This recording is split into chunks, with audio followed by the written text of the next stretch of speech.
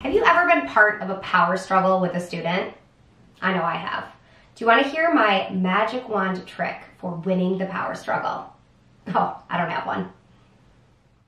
Who wins in the power struggle? Guess what? It's not us.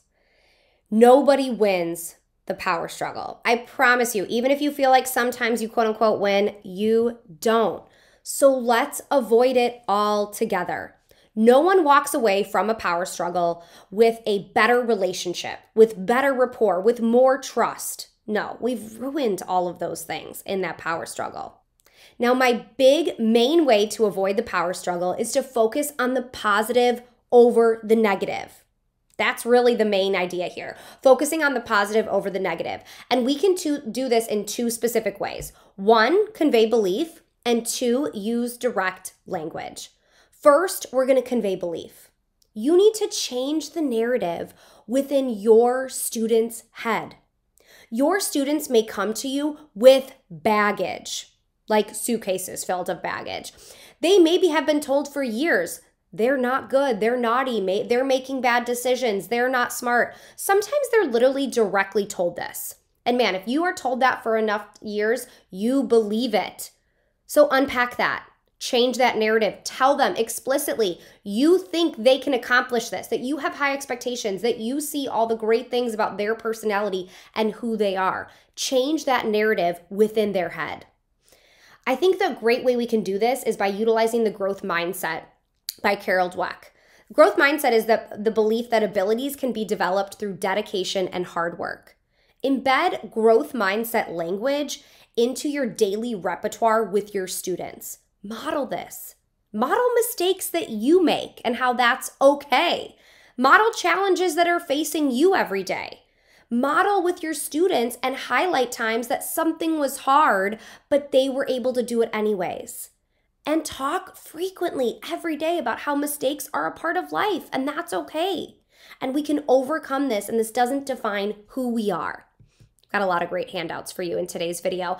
I love this growth mindset handout. This is a great thing to share with your teams and share with your staff, or even put up in your classroom if it's appropriate, and really reverse and switch this thinking. Instead of thinking, I can't do this, let's think, let me try something different. Use this as a tool for you to really model this language. Then I want you to highlight the good. You want to use positive words over negative words. Consistently and repeatedly say amazing things that your student can do. Highlight that all the time. If you feel like you are highlighting the good too much, guess what? Do it more. I like this handout too. This switches our negative words to a positive word. When I do this in-person trainings, everyone kind of giggles because it feels funny. But let's say you're walking your class to the gym and the gym coach is like, oh my gosh, your class is so loud and hyper. They're bouncing off the walls. You're like, yes, Coach Thomas, thank you so much for noticing. They are enthusiastic and energetic to be here. So just kind of reframe that. You know, if someone's like, oh man, that's Sarah. She's super manipulative and she's so bossy. And you're like, yep, future leader, that Sarah. She's dedicated to her opinions.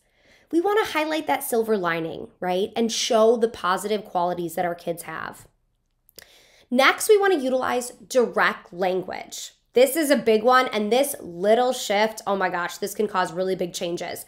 Tell your student what you want them to do, not what you don't want them to do. When you say don't run, you are requiring your students to make an inference that they should walk. Instead, just tell them to walk in the hall instead of saying don't run. All of our SLP friends will echo how hard that skill of making an inference is. We don't want to require our kids to make an inference when following directions.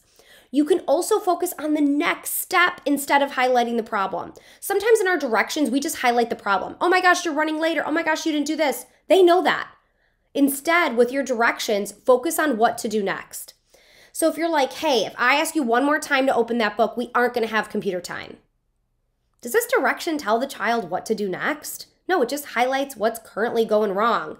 Instead, be like, hey, after you open your book, we can get started on math so we have enough time for computer. We're going to show what that next step is. So here's my last handout for you today. I've got 3. And this is really going to start to shift that negative language to that positive, proactive language that focuses on the next step, that focuses on what they should do instead. So when you use these strategies, you change your behavior. We're changing how we respond, how we set up that narrative about our student. In turn, we can avoid the power struggle.